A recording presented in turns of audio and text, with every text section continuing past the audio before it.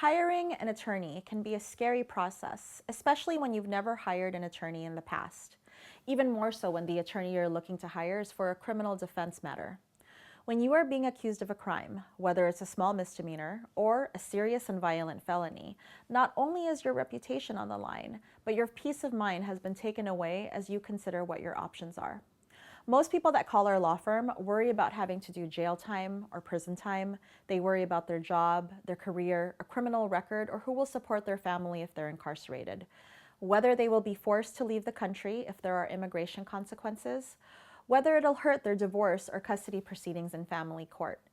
The concerns are endless. So finding the right attorney to protect you and to look after your best interests should be done with logic and reason and not with fear and emotion. If you have just been released from being in custody, it is my strong recommendation that you freshen up and get a good night's sleep before searching for an attorney. Some people prefer to get it done immediately because they just can't sleep until they know that they're protected. You know yourself best, but at minimum, here are some pointers to consider when searching for the right criminal defense attorney. Number 1, location. Each courthouse has different rules and procedures that are specific to each judge and department. For example, in San Francisco court, attorneys meet with the DAs in judges' chambers before the judge takes the bench to negotiate cases. Or in Alameda County, in Oakland or Dublin, some judges meet with DAs and defense attorneys virtually, especially during a pandemic.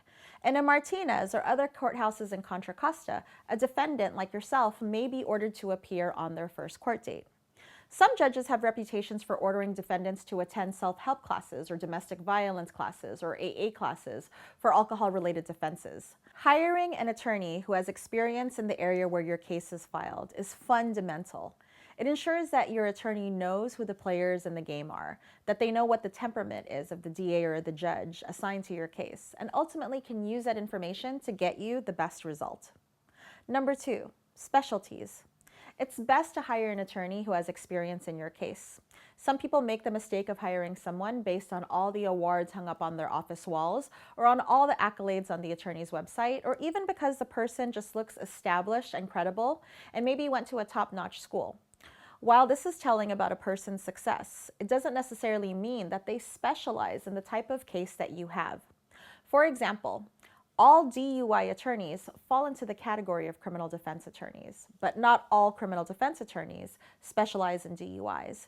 DUI cases are very scientific and forensic, and it may not be wise to hire an attorney who doesn't have experience with it because it could end up costing you more money in the long run if you end up having a harsher sentence. If you are being charged with domestic violence or possession of a firearm, or if you have a prior criminal record, you may want to work with somebody who has experience dealing with similar situations. Most people who handle serious and violent offenses, especially if the person that they are representing has many prior convictions involved, know how to calculate the exposure, or in lay terms, the maximum sentence of a crime, and how the local courts, judges, and DAs will approach your case. Even better is when the attorney you're looking to hire knows from experience what judges and DAs will be assigned to your case, and how these parties historically have approached cases like yours in the past. Number 3, reputation. If you spend thousands of dollars hiring an attorney, you want to do your due diligence and research that attorney's reputation online. If you go onto the State Bar of California website for lawyers, which is www.calbar.ca.gov, you will see that attorney's profile and how long they've been in practice. You can also find out if there have been any complaints against that attorney by prior clients. There's also peer-reviewed websites like Avo, customer reviews on Yelp and Google, and even Better Business Bureau to consider the person's reputation. Number 4, cost.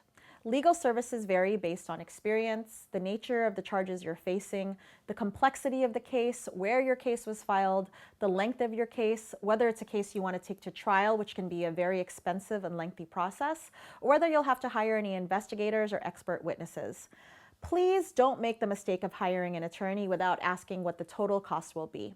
While attorneys cannot predict a specific number, most experienced attorneys can give you a range based on whether or not the case resolves in negotiations and settlements, or if the case goes to trial.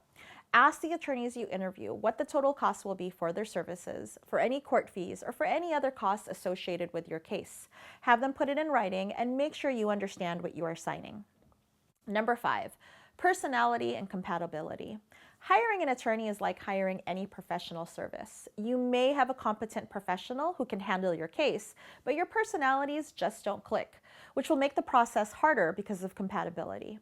Maybe you don't feel heard, maybe you don't feel communicated with, or maybe your gut just tells you that the person isn't the best fit.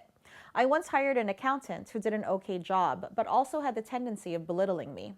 I also remember working with a doctor who was a specialist in his field, but he was insensitive and crass.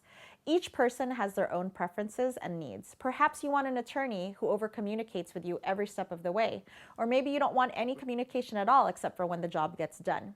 If your gut feeling tells you that the attorney may not be a good fit, you're probably right. And if your gut tells you that you may have found the right person to hire, assuming time permits, sleep on it. The bottom line is that you want to make a decision in hiring the right attorney based on logic and reason, not fear and emotion, which can easily be done if you're under the stress of dealing with a criminal case.